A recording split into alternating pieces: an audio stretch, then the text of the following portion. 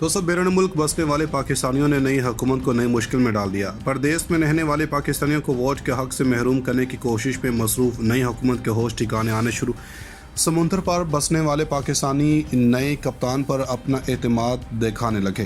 दोस्तों, don news paper के मुताबिक स्टेट बैंक ऑफ पाकिस्तान के अदद-ओ-शुमार के मुताबिक पाकिस्तान में मार्च के महीने में रिकॉर्ड 2 अरब 80 करोड़ डॉलर तरसीलात ज़र में आई। ये माहाना एतबार से 28.3% का इजाफा है।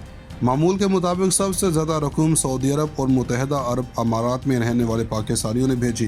तज्ज़ियाकारों का ख्याल है कि इस रिकॉर्ड तरसीलात ज़र की एक वजह रमज़ान और ईद से मुतालिक अखराजात भी हैं, लेकिन अगर रमज़ान और ईद को शामिल कर भी लिया जाए तब भी ये बैरून मुल्क मुकीम पाकिस्तानी की जानब से कौमी ख़जाने में भेजे गए रकम में इजाफे को ज़ाहिर करता है। पाकिस्तान तहरीक-ए-इंसाफ हुकूमत ने तरसीलात ज़र का हदफ 30 अरब डॉलर तय किया था और सियासी हालात में तब्दीली से कबल वो इस हदफ के हुसूल के लिए दुरुस्त सिमत में गामजन थी।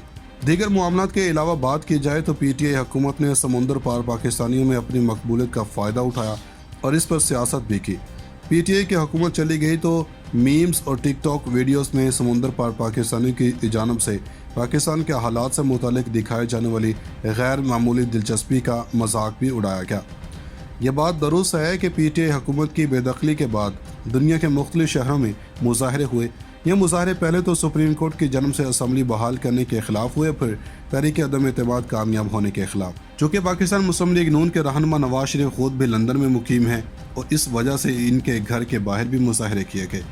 ये पढ़कर ऐसा लगता है कि जो कुछ मुल्क के अंदर वकूफ़ पज़ीर होता है वही कुछ मुल्क से बाहर भी होता है।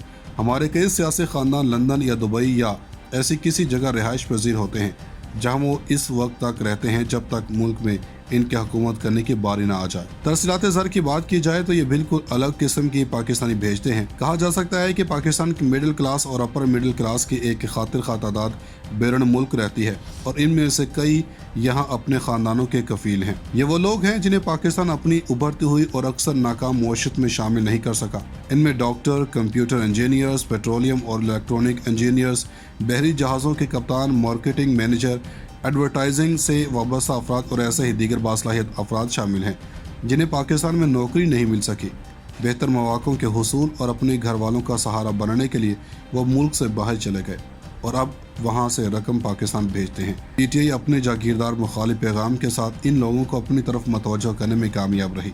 PTI ने जागीरदाराना जहनीत के साथ इनकी मायूसी और एक ऐसे निज़ाम से इनके अदम इत्मीनान का फ़ायदा उठाया जहाँ मौक़े सिर्फ रिश्तेदारियों की बुनियाद पर मिलते हैं। साबिक वज़ीर-ए-आज़म नवाज शरीफ के भाई शहबाज शरीफ के बतौर वज़ीर-ए-आज़म पाकिस्तान और शहबाज शरीफ के बेटे हमजा शहबाज का बतौर वज़ीर आला पंजाब इंतखाब इस नुक्ते को मज़ीद वाज़ेह करता है और समुंदर पार पाकिस्तानियों को मज़ीद गुस्सा दिलाता है। वो उन ममालिक में रहते हैं जहाँ इन्हें मेरिट की बुनियाद पर परखा जाता है और ये उनके लिए मुस्तकिल याद दहानी होती है कि अगर पाकिस्तान में शफाफियत होती तो वो क्या कुछ हासिल कर सकते थे।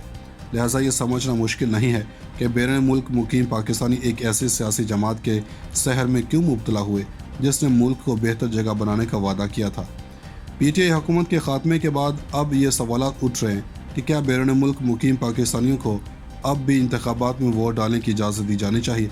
यहाँ यह सवाल पाया जाता है कि क्या वो लोग जो मुल्क में मौजूद नहीं हैं और यहाँ मुकीम लोगों को दरपेश मुश्किलात का सामना नहीं कर रहे, इन्हें मुल्क के सियासी निज़ाम पर गैर मामूली असर रसूख रखने देना चाहिए। इसका जवाब है हाँ, और इसकी वजह पैसा है। गुज़श्ता बरसों में यह बात सामने आई है कि दीगर ममालिक से आने वाली इमदाद न सिर्फ नाकाबिल एतबार है बल्कि इससे बदउनवानी की हौसला अफजाई भी होती है। इमदाद देने वाले इदारों और इमदाद वसूल करने वालों के दरमियान मिडल मैन का किरदार अदा करने वालों के पास करप्शन के कई मौक़े होते हैं और वो इमदाद वसूल करने वालों से ज़्यादा इमदाद देने वालों के हमदर्द होते हैं। यही वजह है कि कई तरक्याती मनसूबे नाकाम हो जाते हैं, स्कूल तामीर होने के बाद खाली पड़े रहते हैं, क्लिनिक्स कभी खुलते ही नहीं और उस्ताज़ा कभी पढ़ाने नहीं आते, ताहम इमदाद और इससे होने वाली बदउनवानी का सिलसिला चलता रहता है। तरसीलात ज़र इस इमदाद से बहुत मुख्तलिफ होती हैं। यह रकम असल में पाकिस्तानियों के पास जाती है जो इसे खर्च करते हैं और मुकामी मईशत को सहारा मिलता है। वो इस रकम को कारोबार शुरू करने या जायदाद ख़रीदने के लिए इस्तेमाल करते हैं। चूँकि ये रकम खर्च करने वालों को मार्केट के हवाले से समझ बूझ होती है, इस वजह से इन कामों में करप्शन की वजह से नुकसान का खतरा बहुत कम होता है। इसके अलावा ये मईशत को मुकामी और बाज़ औक़ात बैरूनी धचकों से महफूज भी रखती है।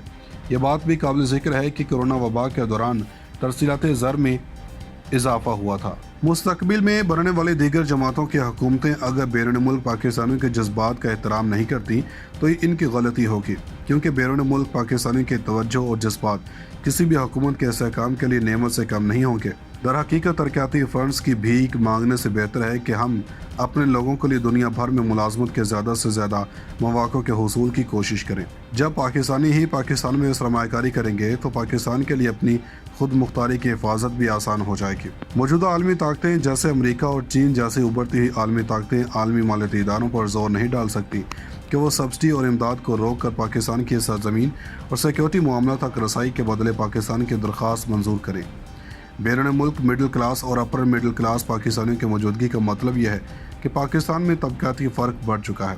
अब यहाँ या तो इंतहाई गरीब तबका है जो बामुश्किल ज़िंदगी गुजार, या फिर बहुत ही अमीर तबका है जिसे किसी चीज़ की परवाह नहीं है।